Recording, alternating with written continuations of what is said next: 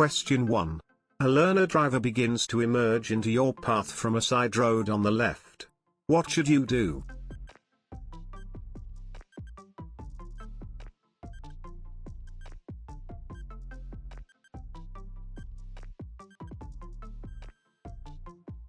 Be ready to slow down and stop. You should always be looking for vehicles emerging from side roads as you approach them. If you see another vehicle begin to emerge into your path, be ready to slow down or stop if necessary. Question 2. The vehicle ahead is being driven by a learner. What should you do?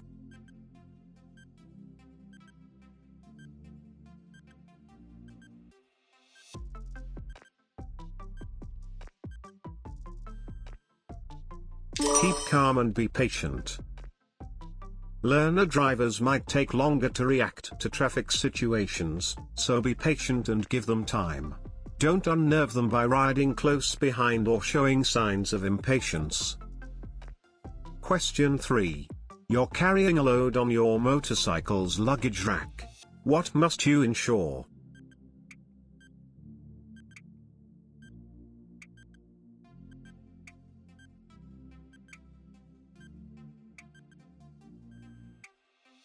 The load must be securely fastened. Don't risk losing any luggage while riding, it could fall into the path of following vehicles and cause danger. It's an offense to travel with an insecure load. Question 4. You've just ridden through a flood. What should you test when you're clear of the water?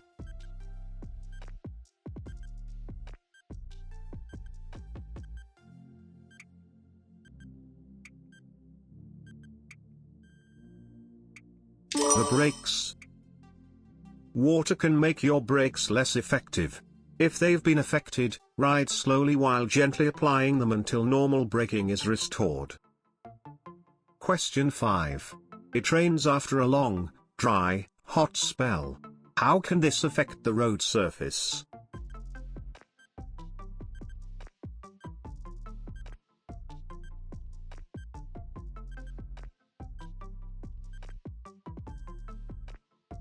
It can become unusually slippery. Oil and rubber can build up on the road during long spells of dry weather. When it rains, this can make the road surface very slippery. Question 6. When you're going around a corner, what should your pillion passenger do?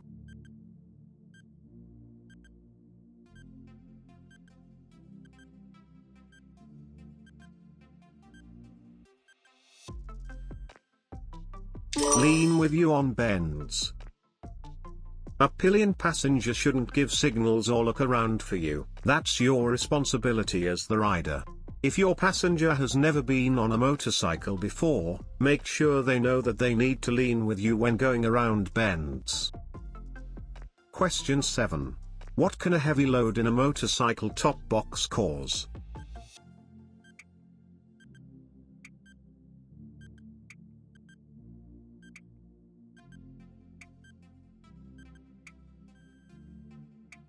Reduced stability. Carrying a heavy load in your top box could make your motorcycle unstable, because the weight is high up and at the very back of the machine. Question 8. In normal riding conditions, how should you brake?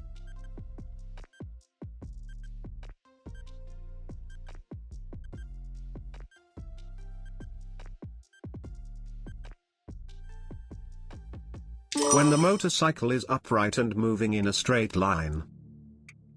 A motorcycle is most stable when it's upright and moving in a straight line. This is the best time to brake. With independent front and rear brakes, both brakes should be used, with the front brake being applied just before the rear brake.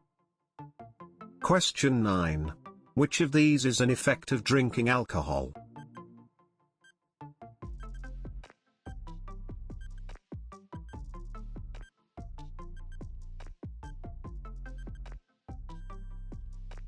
Poor judgment. Even a small amount of alcohol will impair a person's judgment. It can increase confidence to a point where a person's behavior may become out of character. Someone who normally behaves sensibly may take risks and could endanger themselves and others. Don't drink and ride, or accept a lift from anyone who's been drinking. Question 10. Your motorcycle has a catalytic converter. What does this reduce?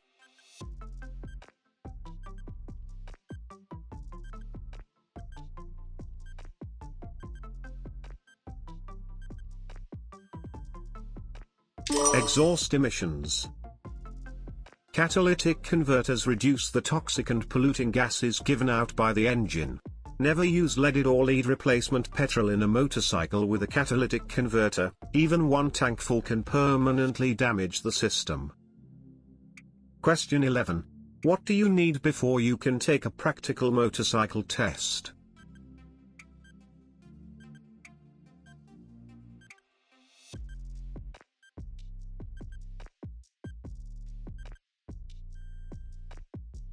A valid compulsory basic training, CBT, certificate.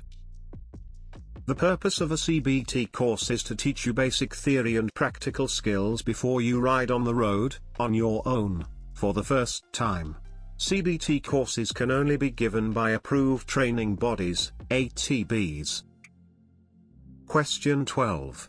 You've been waiting for some time to make a right turn into a side road. What should you do just before you make the turn?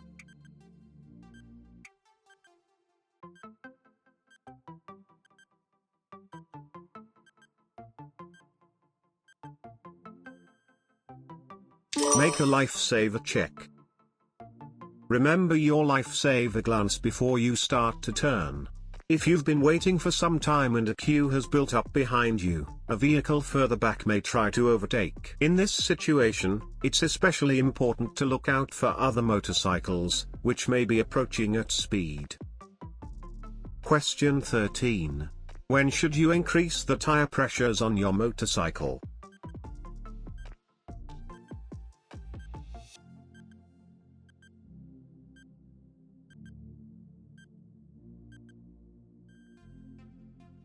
When carrying a heavy load. The vehicle handbook will explain when it's recommended that you increase tire pressures, for example, when you're carrying extra weight from a passenger or a heavy load. Question 14. A friend offers you a second-hand safety helmet for you to use. Why may this be a bad idea?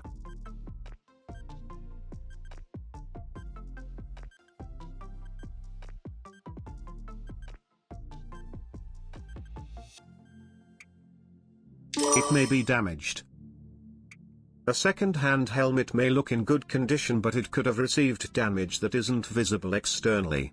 A damaged helmet could be unreliable in a crash. Don't take the risk. Question 15. How should you maintain cable-operated brakes?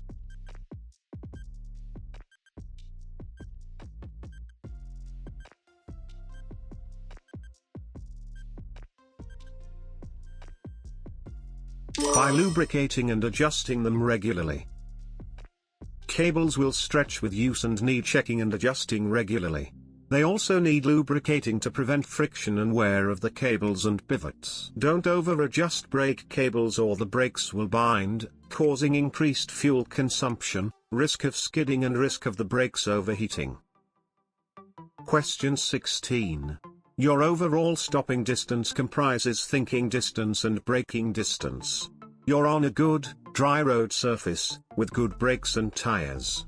What's the typical braking distance at 50 miles per hour?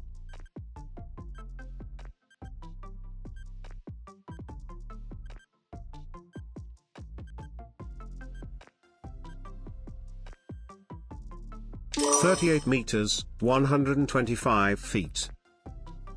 Various factors, such as weather and road conditions, vehicle condition and loading, affect how long it takes you to stop. You also need to add reaction time to this. The overall stopping distance at 50 miles per hour includes a thinking distance of 15 meters, the reaction time before braking starts, plus your braking distance of 38 meters, giving a typical overall stopping distance of 53 meters, 175 feet, in good conditions. Question 17. You aren't sure whether your cough medicine will affect your ability to ride safely. What should you do?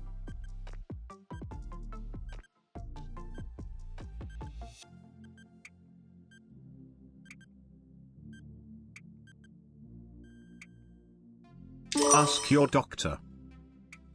If you're taking medicine or drugs prescribed by your doctor, check to make sure they won't make you drowsy. If you forget to ask when you're at the surgery, check with your pharmacist. Question 18. Why are young motorcyclists more likely to be involved in crashes?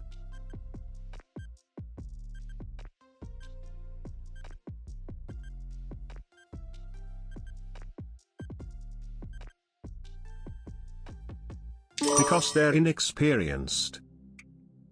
Overconfidence, lack of experience and poor judgment can cause a motorcyclist to make poor decisions, which can lead to a collision. It's just as important to make sure you have the right attitude and self-awareness as a rider as it is to develop skillful riding techniques. Question 19. What should you do as you approach this bridge?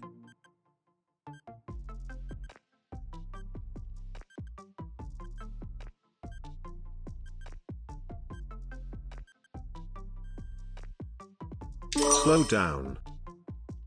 You should slow down and be cautious. The bridge is narrow and there may not be enough room for you to pass an oncoming vehicle at this point. Also, there's no footpath, so be aware of pedestrians in the road. Question 20. Why is it unwise to follow this vehicle too closely?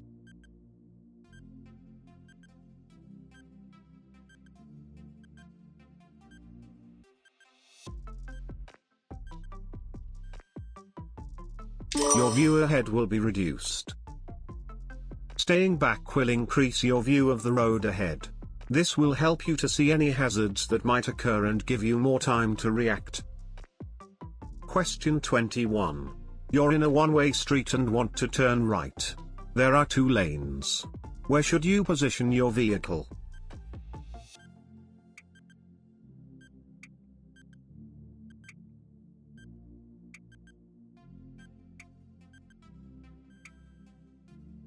In the right-hand lane.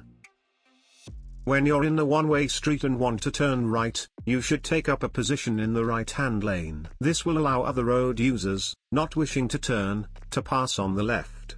Indicate your intention and take up the correct position in good time. Question 22. Why must you take extra care when turning right at this junction?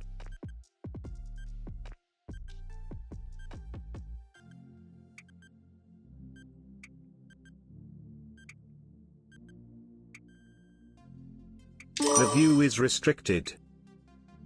You may have to pull forward slowly until you can see up and down the road. Be aware that the traffic approaching the junction can't see you either. If you don't know that it's clear, don't go. Question 23. A driver pulls out of a side road in front of you, causing you to brake hard. What should you do?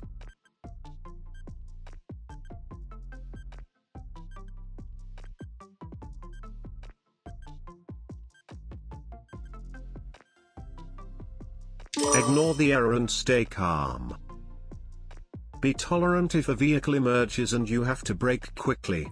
Anyone can make a mistake, so don't react aggressively. Be alert where there are side roads and be especially careful where there are parked vehicles, because these can make it difficult for emerging drivers to see you. Question 24. Why is a toucan crossing different from other crossings?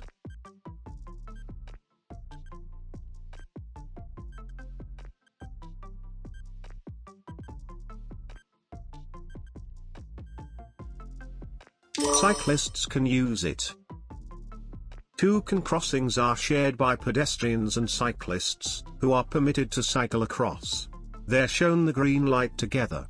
The signals are push-button operated and there's no flashing amber phase. Question 25. What should you do when you see 2 elderly pedestrians about to cross the road ahead?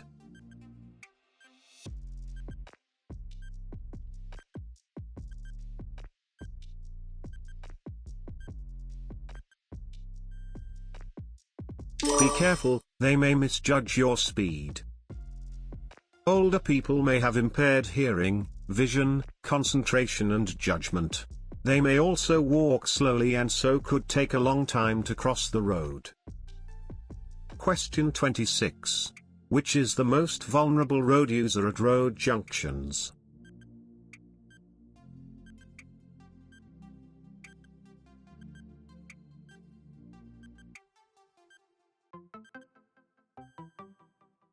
Motorcyclist. Pedestrians and riders on two wheels can be harder to see than other road users. Make sure you look for them, especially at junctions. Effective observation, coupled with appropriate action, can save lives. Question 27. You're approaching a roundabout. There are horses just ahead of you. What should you do?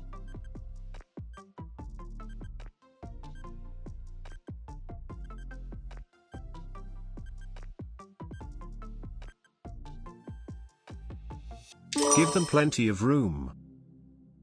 Horse riders often keep to the outside of the roundabout even if they're turning right. Give them plenty of room and remember that they may have to cross lanes of traffic. Question 28. You're following a lorry on a wet road. What should you do when spray makes it difficult to see the road ahead?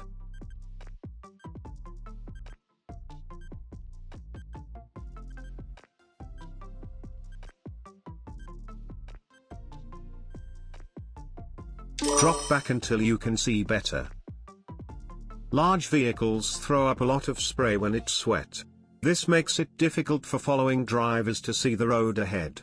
You'll be able to see more by dropping back further, out of the spray. This will also increase your separation distance, giving you more room to stop if you have to. Question 29. Which of these plates normally appears with this road sign?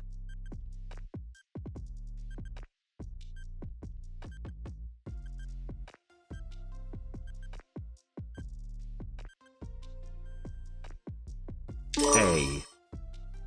Road humps are used to slow down traffic. They're found in places where there are often pedestrians, such as shopping areas, near schools, residential areas. Watch out for people close to the curb or crossing the road. Question 30. When mustn't you stop on a clear way?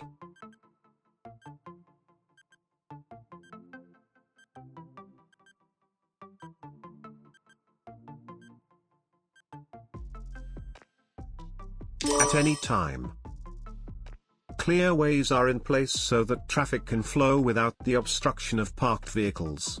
Just one parked vehicle can cause an obstruction for all other traffic. You mustn't stop where a clearway is in force, not even to pick up or set down passengers. Question 1. Question 31. When may you stop and wait in a box junction?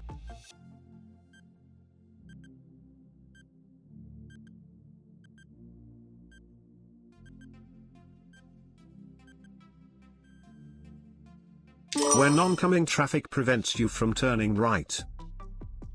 The purpose of yellow box markings is to keep junctions clear of queuing traffic. You may only wait in the marked area when you're turning right and your exit lane is clear, but you can't complete the turn because of oncoming traffic or other traffic waiting to turning right. Question 32. What does this sign mean?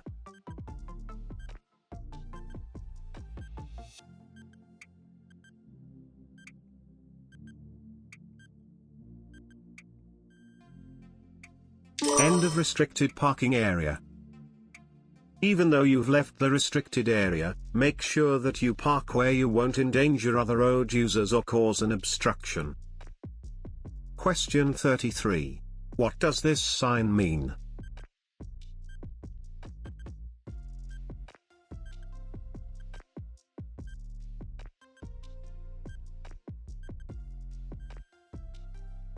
Route for trams. Take extra care when you encounter trams. Look out for road markings and signs that alert you to them. Modern trams are very quiet and you may not hear them approaching. Question 34. What does this sign mean?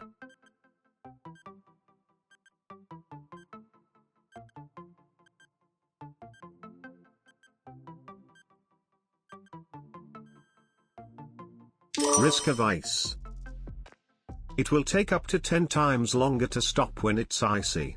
Where there's a risk of icy conditions, you need to be aware of this and take extra care. If you think the road may be icy, don't brake or steer harshly, as your tires could lose their grip on the road. Question 35. When can you park on the left opposite these road markings?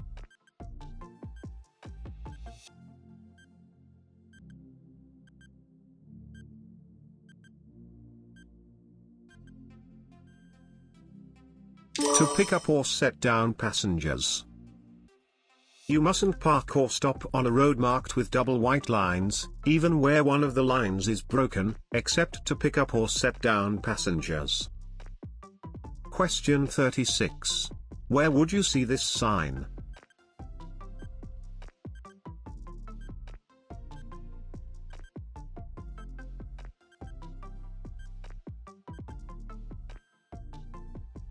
On a school bus. Watch out for children crossing the road from the other side of the bus. Question 37. You keep well back while waiting to overtake a large vehicle. What should you do if a car moves into the gap?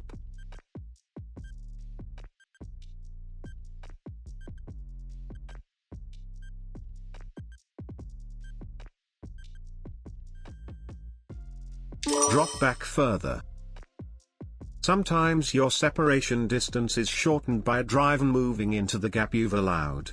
When this happens, react positively, stay calm and drop further back to re-establish a safe following distance. Question 38. What does this sign mean?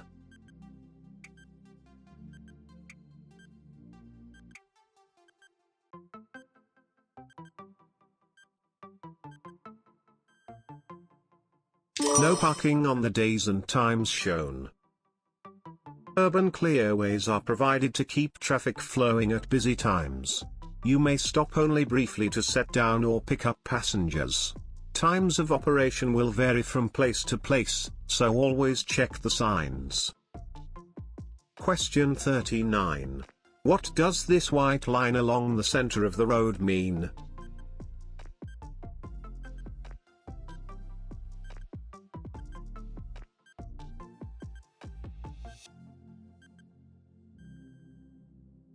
Hazard warning. The center of the road is usually marked by a broken white line, with lines that are shorter than the gaps. When the lines become longer than the gaps, this is a hazard warning line. Look well ahead for these, especially when you're planning to overtake or turn off. Question 40. Other drivers may sometimes flash their headlights at you. In which situation are they allowed to do this?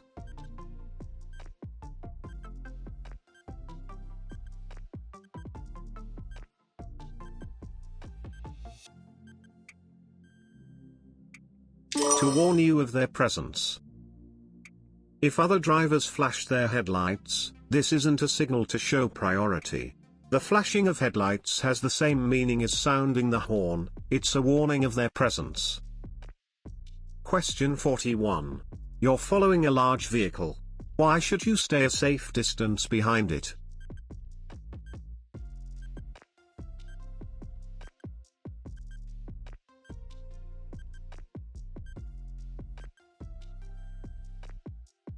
You'll allow the driver to see you in their mirrors. If you're following a large vehicle but are so close to it that you can't see its exterior mirrors, the driver won't be able to see you. Keeping well back will also allow you to see the road ahead by looking past on either side of the large vehicle. Question 42. You think the driver of the vehicle in front has forgotten to cancel their right indicator. What should you do?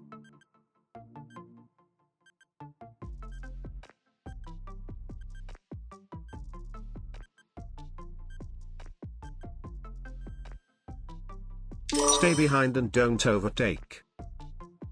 Be cautious and don't attempt to overtake.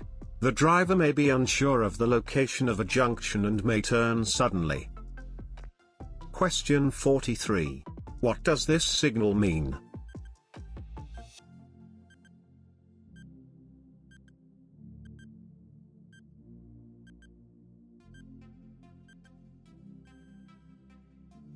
Trams must stop.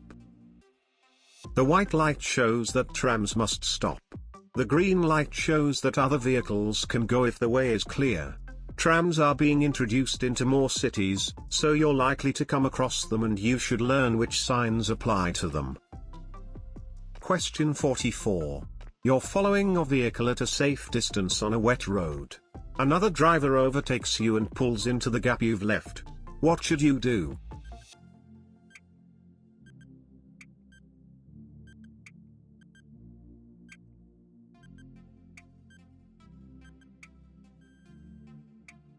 Drop back to regain a safe distance. Wet weather will affect the time it takes for you to stop and can affect your control. Your speed should allow you to stop safely and in good time. If another vehicle pulls into the gap you've left, ease back until you've regained your stopping distance. Question 45. Where does this marking normally appear on a road?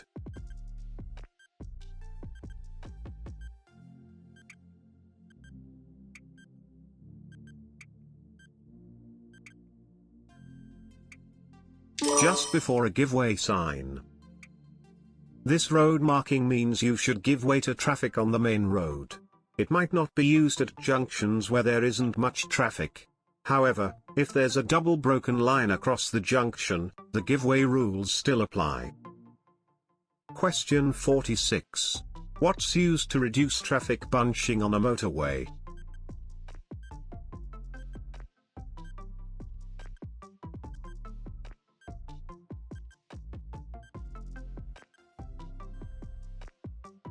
Variable speed limits. Congestion can be reduced by keeping traffic at a constant speed. At busy times, maximum speed limits are displayed on overhead gantries. These can be varied quickly, depending on the amount of traffic. By keeping to a constant speed on busy sections of motorway, overall journey times are normally improved. Question 47. An injured person has been placed in the recovery position. They're unconscious but breathing normally. What else should be done?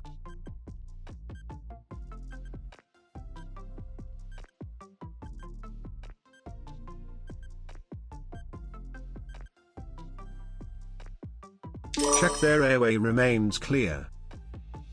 After a casualty has been placed in the recovery position, make sure their airway remains open and monitor their condition until medical help arrives. Where possible, don't move a casualty unless there's further danger. Question 48. You're the first person to arrive at an incident where people are badly injured. You've switched on your hazard warning lights and checked all engines are stopped. What else should you do?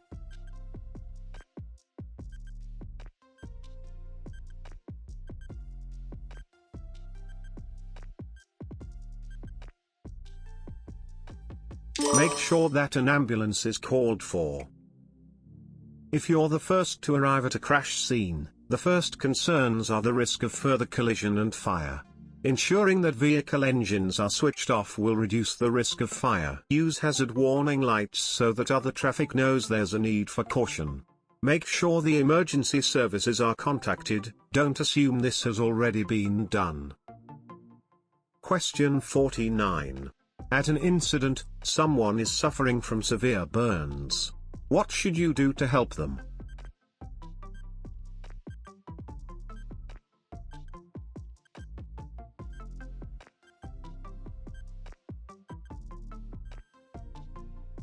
Douse the burns with clean, cool, non-toxic liquid.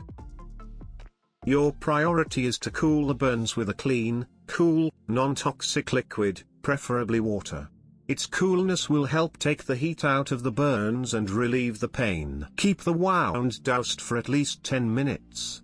If blisters appear, don't attempt to burst them, as this could lead to infection. Question 50. A collision has just happened. An injured person is lying in a busy road. What's the first thing you should do to help?